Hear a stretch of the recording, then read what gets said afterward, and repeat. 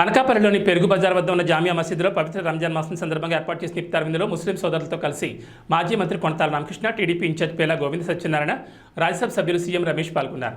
ఈ సందర్భంగా మాట్లాడుతూ టీడీపీ, జనసేన, బీజేపీ కూటమి అధికారంలోకి రాగానే ముస్లింలకు షాదీఖానా నిర్మిస్తామని, ముస్లిం మహిళలకు కుట్టుమిషన్లు అందజేస్తామని తెలిపారు. ముస్లింల అభివృద్ధికి సమగ్ర ప్రణాళికతో ముందుకు వెళ్తామని అన్నారు. ఈ కార్యక్రమంలో ముస్లిం మత పెద్దలు, ముస్లిం సోదరులు పాల్గొన్నారు.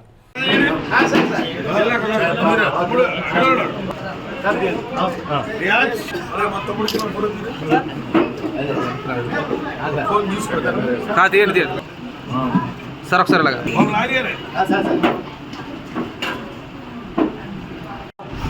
अरे